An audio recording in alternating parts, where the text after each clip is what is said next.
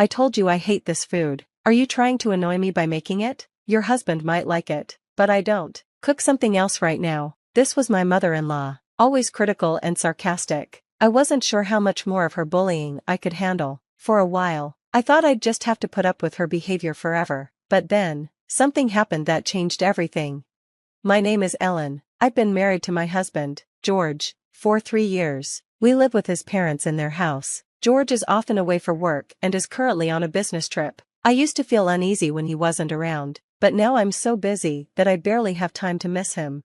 My daily routine is exhausting. I wake up at dawn to make breakfast for my father-in-law, who wakes up early. While he eats, I clean the house and do laundry. Once he's done, I wash the dishes. After finishing all the chores, I rush to get ready for my part-time job. When I return home in the evening, I cook dinner, clean again, do more laundry, and finally call it a day.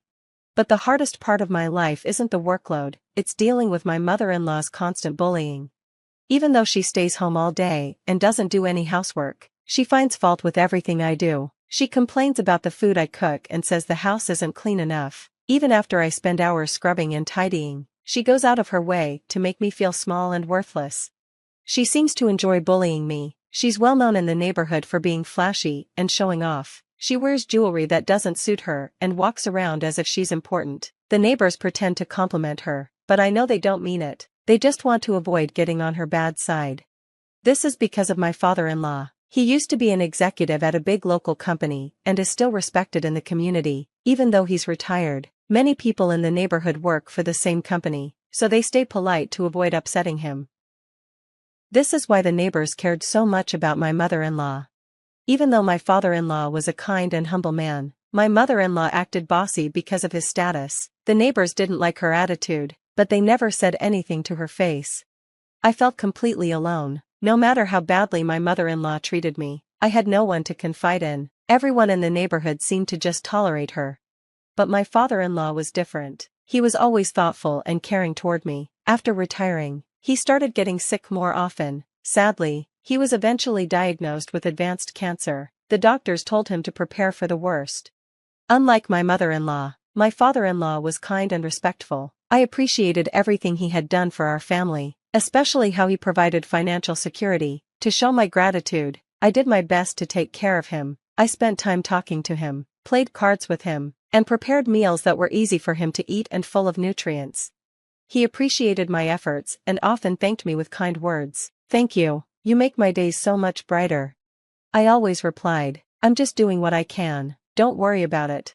He even apologized for his wife's behavior. "I'm sorry for the way she treats you. She doesn't help with anything around the house, and it's not fair to you."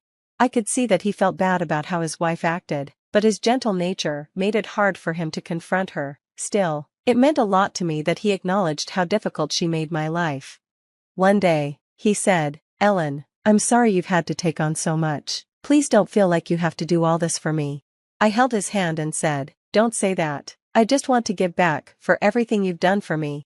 He squeezed my hand, tears in his eyes, and whispered, "Thank you."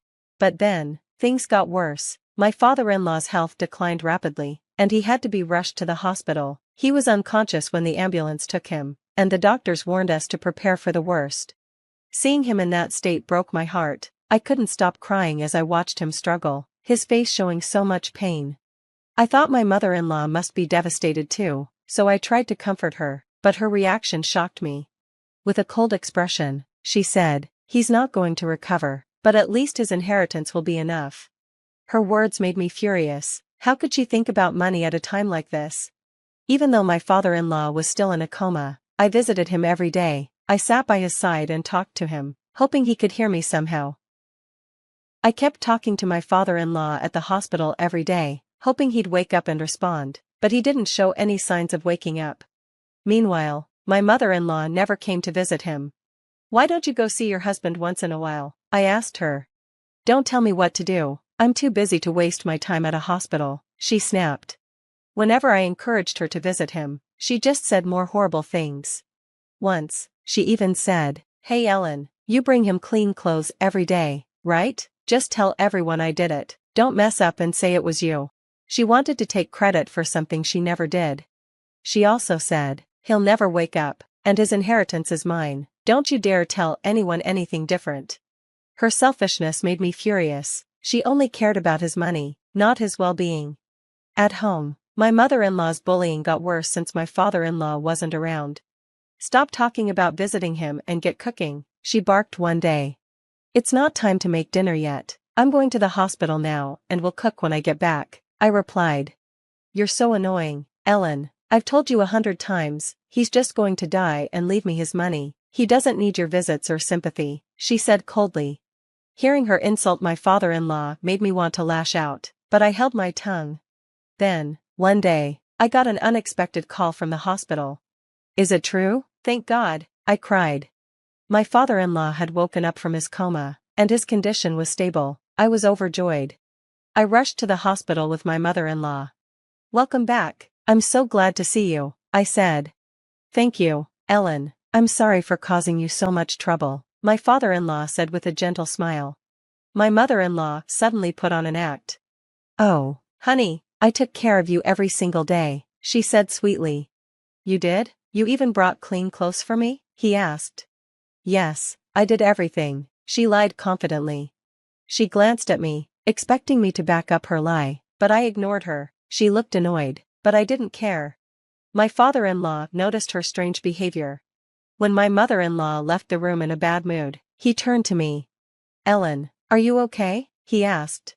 What do you mean? I replied, surprised. Her attitude was strange. I have a feeling you're the one who's been taking care of me this whole time, he said. He had seen through her lies. Well, I wasn't going to say anything, but since you're asking, I think you need to know the truth, I said. I had been keeping evidence of my mother-in-law's cruel behavior, just in case. I pulled out my voice recorder and played it for him. On the recording, her voice said things like, when my husband dies, all his inheritance is mine. I want him to die soon. Taking care of him is a waste of my time. The recording was filled with her cruel words. I looked at my father-in-law, worried about how he'd react to the recording, but instead, he started laughing. She's turned into such a greedy woman, hasn't she? I can't give any of my inheritance to someone like that, he said with a bitter smile. Though he laughed, I could feel his anger beneath the surface. A few days later, his health improved enough for him to be discharged from the hospital. Back at home, my mother-in-law started bragging to him about how hard it had been to take care of him. My father-in-law didn't argue, he just listened quietly. Not long after, my husband returned from his business trip to check on his father. Sorry I couldn't come sooner, my husband said. I'm fine now, as you can see, but how's work? My father-in-law asked. Work is good, they've moved my office closer, so now I can commute easily, my husband replied. My father-in-law smiled warmly. I'm glad you and Ellen are here for me. From that point on, my husband and I continued to care for him. Although he recovered temporarily, his health never fully came back, and he became weaker each day. This time, I knew the end was near. My husband and I promised each other we'd do our best to be there for him until the very end. My mother-in-law, however, stayed the same. She barely spent any time at home and didn't care for him at all. She was always out, leaving everything to us. As my father-in-law grew weaker, he began eating less and less. It was clear his time was running out. One day, with great effort, he spoke his final words to us. Thank you both, so much. I've left a will for you. Please read it after I'm gone. You were so kind to care for me until the very end. With those words, he passed away peacefully. There were many people at my father-in-law's funeral. It was touching to see how much he was respected and loved by so many. On the other hand, my mother-in-law seemed oddly cheerful. She acted like she was the one who brought everyone together, going around telling people that she had taken care of him until the very end. She didn't shed a single tear, but she pretended to cry, which was unsettling. I wanted to call her out for her lies, but I decided to stay quiet to keep the peace during the funeral. After all, this was about honoring my father-in-law. The funeral went smoothly, and I felt relieved knowing my father-in-law could rest in peace. When we got home, though, my mother-in-law's true colors came out. Funerals are so exhausting, she said with a sigh. Then, with a grin, she added, well, at least now I have the inheritance to look forward to. I can finally enjoy life. She seemed confident the inheritance was hers and even started planning how to spend the money. That's when my husband brought out the will.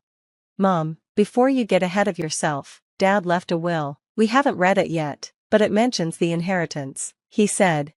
I don't need to see it, it's all mine, she declared. Let's read it anyway, my husband replied calmly. As he opened the will, my mother-in-law snatched it and began reading. Her face went pale. What is this? She stammered, frozen in shock. I took the will and read it aloud. It stated that my father-in-law had left everything to me. He wanted the inheritance to be used by me and my husband together. My husband nodded. Ellen cared for Dad while I was away. This makes sense, Dad was so grateful to her. This isn't fair, my mother-in-law screamed. She's just a stranger, she must have forged the will, she tricked him.